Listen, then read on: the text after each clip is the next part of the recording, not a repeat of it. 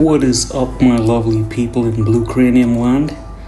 So for today's video, guys, I'm going to be drawing you all the awesome rattlesnake, or the Texas rattlesnake. And if you look to the left side of the screen, and if you're a wonderful wrestling fan, at least for the time that it was cool to watch, you'll notice that it is the Stone Cold Steve Austin rattlesnake. I remember back to the time when Austin had come out to the ring, and the first time he had this t-shirt on, I was like, man, that's such a cool t-shirt. And I was just excited, the whole match, I was just focused on the t-shirt, or at least the few seconds before he took it off and then started the wrestling match. And I remember right after that evening, kind of went online, and these were back in the days when going online was not as simple as you just go on and try to go onto Google. You had to literally start the modem and wait for the dial-up connection to connect up. So I was like, that itself took a few minutes. And I think the website back then was called WWE.com, or I don't know if it was WWF, but anyway, kind of went to the search tab and then typed in Stone Cold Steve Austin, and then it kind of pulled up all the merch that he had under his name. And right enough, I found the t-shirt and I was like, wow, but then my level of happiness was clearly shut down, and it became sadness, because I was like, in my mind, I looked at the price and I was like, there is no way in hell my mom's gonna let me buy this t-shirt, or even if I did ask her, So with that being said, I was like, you know what, I'm gonna have to get a little bit creative with this and make my very own version of the design. So fast forward to a few days later, I went online as usual, and I found not this particular illustration or this design, but there was another version of it, and I printed it out, and I was like, what kind of a t-shirt would this look good on, So I kind of went to my closet, and the only t-shirt that was blank that I had at the time was this old gray kind of a t-shirt. It was not that old, but I'd worn it more than once.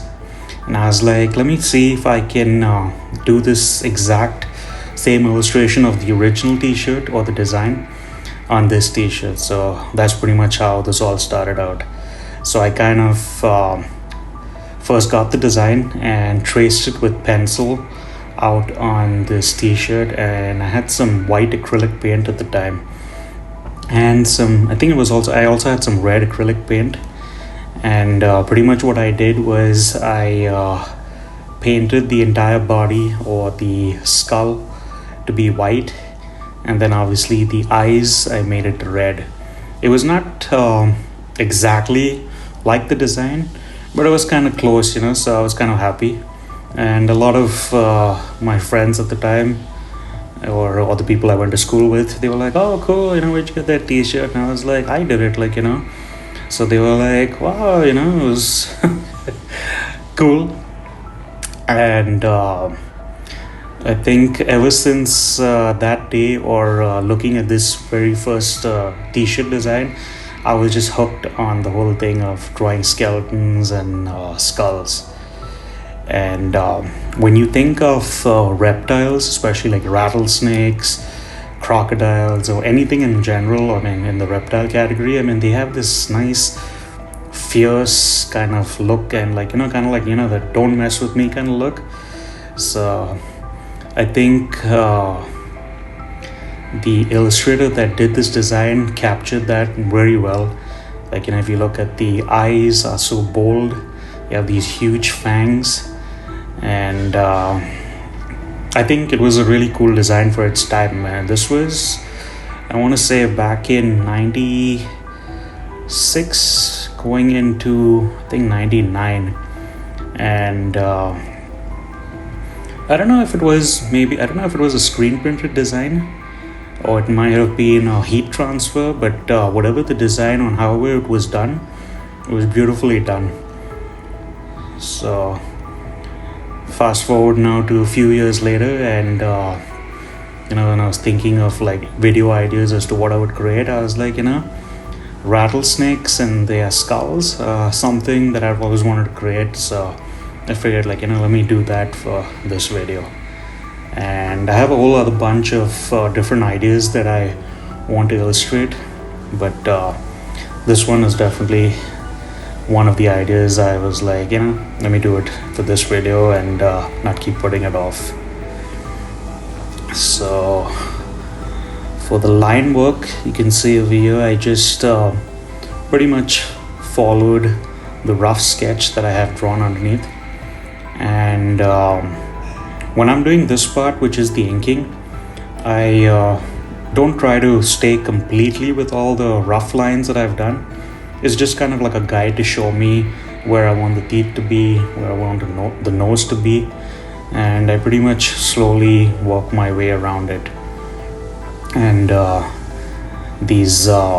pressure sensitivity of these digital brushes, it's just really cool to work with. And I know I've probably said that on more than one occasion in my videos, but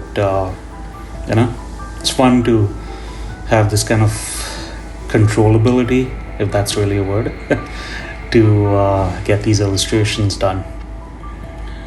But yeah, so for this part, as I keep working through the design, I always kind of look at the reference image and see what is it that the artist that originally did this, what is it they did to make it have that nice cool what do you call it? I know this is kind of dumb, but even though it's just an illustration, it almost looks like the snake is like ready to strike, because if you look at a rattlesnake, like a real one, they've got that very, cold, rugged kind of look to them. And if you look at them up close, and not that I've actually seen one, but they almost have like this really lifeless look to it until you hear that rattle of theirs go. So yeah, I'm just thinking about the time when I was trucking, and I'd stopped one evening as usual for my break, and it happened to be in Texas. And I kind of got out of the truck and I was walking to the rest area, and then as I was at the midway point, I seen this big yellow sign. I was like, that's kind of odd, at a rest area to see a big yellow sign. And usually when you see a yellow sign or a red sign when you're driving, it's some sort of a warning. So I'm thinking maybe it'll be like the usual sign of don't litter, or don't throw your trash and use the trash cans. But as I got close to the sign, it kind of said something that I'll never forget. It said, "Watch out for snakes." And I was like, whoa. And at this point I was like, I was halfway away from the truck and not close enough to the actual building, and it was kind of a little bit foggy. So I was like, man, I kind of watched really closely where I was putting my feet. And given it was a regular rest area, and the pathway you would walk was all cemented off, and obviously where the trucks were parked, it was your usual blacktop. But when you see a sign like that you haven't seen before, man, that woke me up quicker than having my coffee all through the night.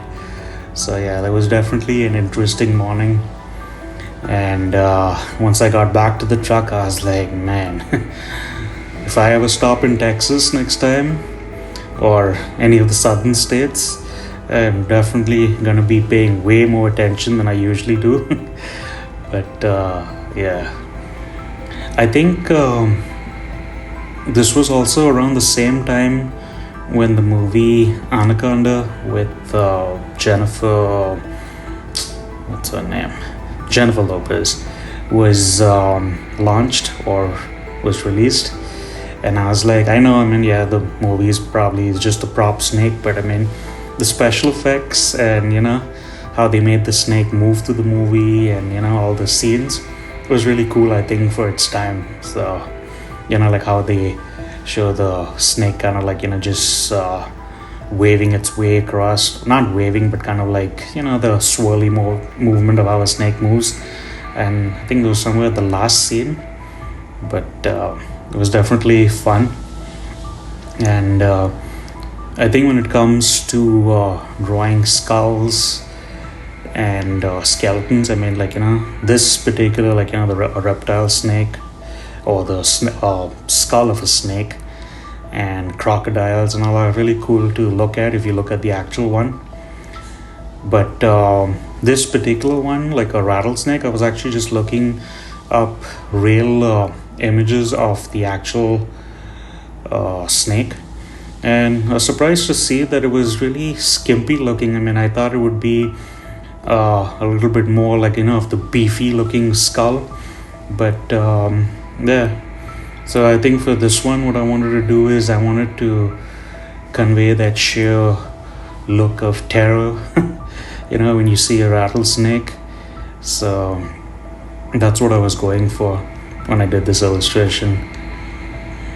And for this part over here, now what I just made a copy of the eye on the left side. Usually I don't do that, but to make things a little bit quicker, I just went ahead and did that, so then that way I could kind of show somewhat of a symmetry for the eyes, then just dropped in the color to give it that nice that curved pupil look that they have. I think it's also like when you look at cats, they have those really sharp piercing eyes which have these pupils that are that way. But yeah, so what was I gonna say? Yeah, you'll notice that as I'm walking my way through the illustration, I always like to show some thickness in the lines on the lower part, and then the thinning of the lines at the top part. And this pretty much is just to show where the light would be coming from. And pretty much, just walk my way slowly around the illustration. And usually when I'm doing this, I like to be listening to my music while drawing. So when I'm doing these, I mean, it's like, I'm like just bobbing to my music, having fun, and just creating the illustration until, my power goes, and then the fun stops. But yeah. So for this part now, I'm just giving my very own details to the actual skull, and this is my own take of like, where the venom pockets would be. And I think on the actual snake, it's actually behind the fangs, but this is my take of it, so I kind of wanted to put it on the outside to make it look really cool. And I think because the skull was looking a little bit skimpy, so I kind of wanted to beef it up. So this was my way of making the jaw look a little bit more broader than it actually is. So whenever I'm making these videos, I'm always looking at the time on the phone as it's recording, and it's always me. I always have this like this battle between myself and the canvas, and I'm like, how can I make this video concise and not too long? I was like, or I'm like, is it enough line work? Is it too less of line work? Am I showing enough color? Am I showing enough shading? I mean, like, it's always such a battle against the clock. And I think the whole reason behind that is, I think I know TikTok has been a big thing ever since COVID came along, and a lot of people had their fame come through TikTok because of the whole shutdowns or lockdowns and all that. But I was like, as humans, we already have a limited attention span, and then here comes TikTok and ruins everything. Or at least that's just my take on it. I was like, especially like if you're trying to make a video that's gonna be somewhat instructional, somewhat entertainment, and just have people follow along. I mean, what can you possibly show in 3 seconds or even less? I was like, like the other day I was just telling my wife, I was like, I could possibly make a TikTok video just like, or a YouTube short. I'll be like, hey, my name's Wilson Creative and thank you very much. But I don't know, I kind of understand the purpose of a short is, I think, like now on my channel, if you look at the shots that I've pretty much done or created, is what I do is I take the long format video and kind of trim it down and speed it up accordingly. And it's kind of like, for me, the way I treat a short is just kind of like a movie preview or a movie trailer to what the long video is going to be like, And I think, if I'm not mistaken, I've got a few people that ended up subscribing to my channel based on the short format content. So it's a give and take. And I think now, since the short format is bumped up to the 3-minute mark, there's more time you can actually spend. And I was just watching another content creator that I watch, and what he does is he actually uses the short format content to show like these really quick, really simple line art demos. So I was like, that's a really good idea. And I think for my short content, I'll probably just do something quick like that, as opposed to trying to convert all the long format videos to somewhat of a short. So as you can see now, as I work my way through the illustration, I kind of beef up the lines at the bottom. And the cool thing about doing this is when you turn the design into a sticker, it looks really cool, because you have this cool line art definition where you have the thick lines and the thin lines. So for me, drawing has always been a learning process. I'm always trying to improve whatever way I can and do this. So all these lines also that I'm giving to the skull right now is kind of like, just to show somewhat of the snake has been fighting other snakes, and like maybe the other snake kind of like struck this snake while they were fighting. So that's what I was kind of going for. And it's just started raining now where I'm at, so hopefully they don't shut off the power, which that's always something fun to do. Man, you sometimes really gotta, it's interesting to have to create content when you have all these factors around you that kind of keep you from not being able to make it, But I guess it's always a challenge, and you always walk your way through it and do what you can and make the best of what you have.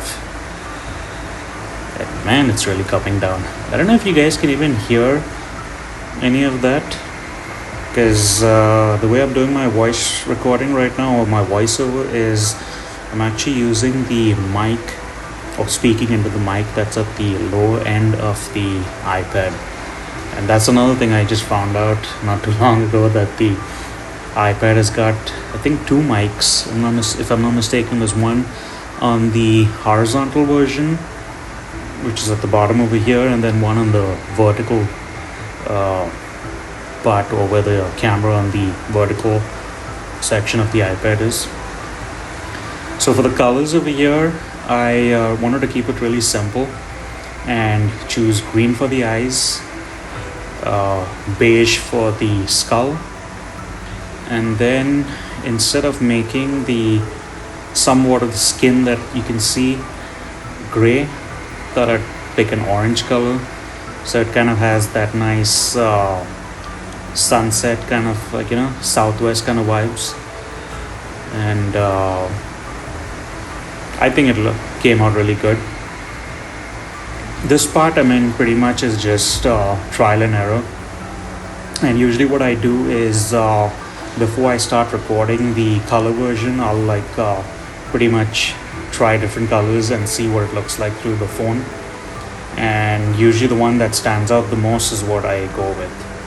So if you guys do your very own version of it, I mean, like, have fun with changing up the colors, make the eyes red, yellow, it doesn't matter. And if y'all do make your version of it, tag me in Instagram, and I'd like to see what y'all guys create.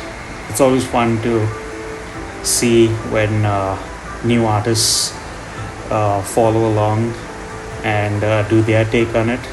So it's nice to get that little bit of joy to see that the art is not just being created just for fun and teaching purposes, but it's always nice to see that people follow along and have fun. And I also had fun and education and repeated more than one time what I wanted to say. But yeah, when I do these voiceovers, as I said, right, I mean, like, nothing scripted. I mean, I just say what's on my mind. Sometimes I'll get it in one take, and then sometimes it'll take 2 or 3 takes, and I'm like, good gosh. I was like, I hope I'm gonna get this recording done tonight. If not, I'm just gonna have to start fresh tomorrow. So I know I probably said this in the other videos. The shading that I do is pretty much using the line art that I did originally and just turning down the opacity. So what ends up happening with doing it this way is you automatically get the correct shade for the color that you're using. But the biggest benefit is if for any reason you feel like the colors are not looking good, or the color that you selected does not match up with the other one, I mean, you just have to go to the flat color layer and just change it up till you find something that looks cool, and roll with that.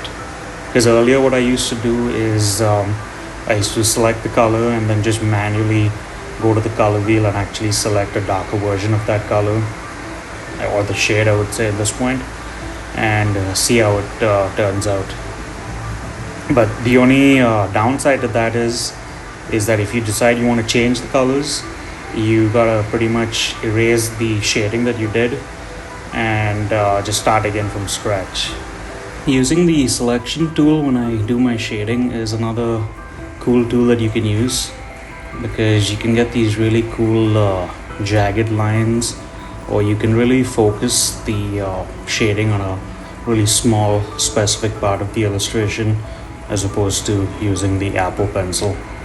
And I think there was an illustration I did, I want to say back in 2024, and I pretty much just used an eraser and the selection tool to just show what you can have done. I mean, it was kind of like a really silly, I'm trying to think what it was. I think it was just a hand, and I pretty much just used the selection tool for the entire drawing, and I think some part was the eraser.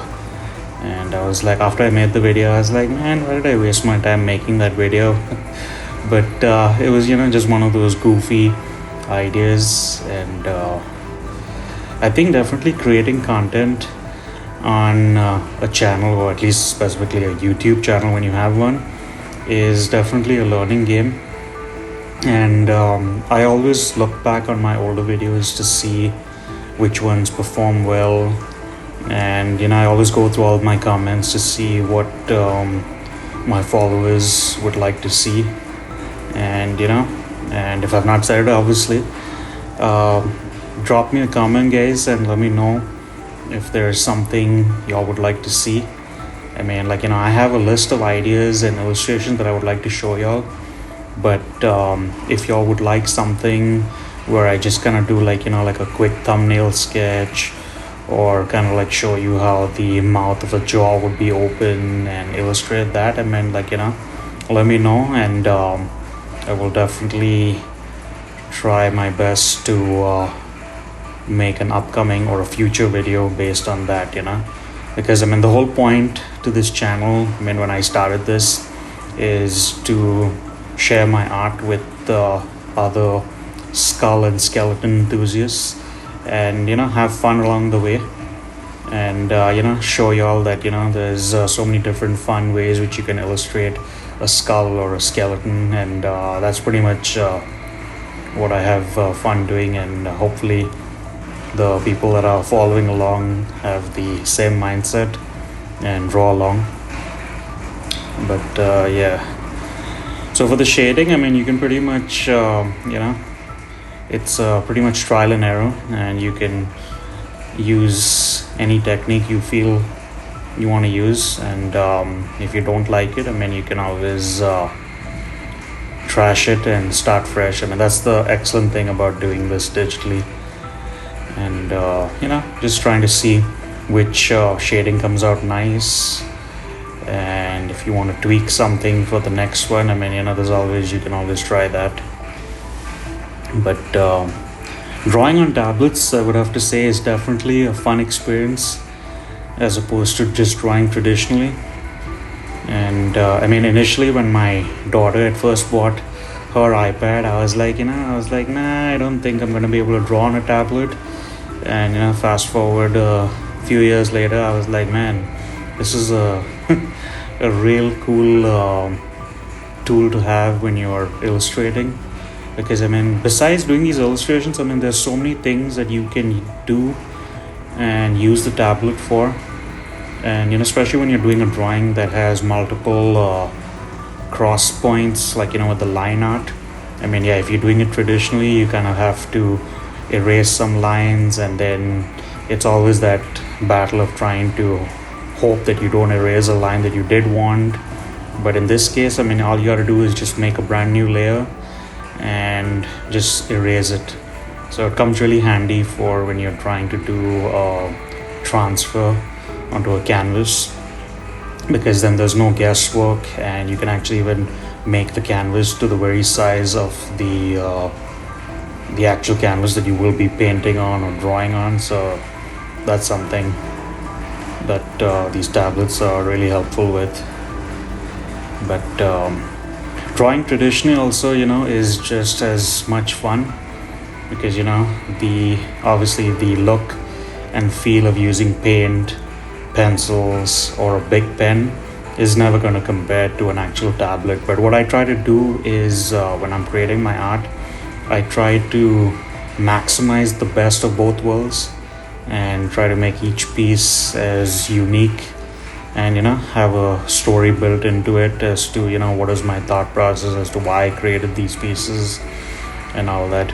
Like now for this one, I mean, obviously I'm creating the rattlesnake skull, and I think personally this skull, along with different other animals out there, I've just got this beautiful biological element added to it, which makes their skulls really cool and unique. Like a great white shark, that's another one. But yeah, so hopefully you guys are having fun. And for this part, I kind of just sped it up just to show how I work my way through it to do the shading. And man, can you imagine if I could color this quickly? It would be amazing. I'll get so many illustrations done in such a short period of time. So here's the final piece, and as you can see, I worked through the eyes and kind of gave it like that nice sharp glossy kind of a look, and gave it more of a textured look for the actual skull. And overall, I had a whole lot of fun illustrating this, and I hope you guys enjoyed as well. So till the next time, guys, keep creating, keep trying. I will see y'all down the road or on the other side. Take care, guys. Bye for now.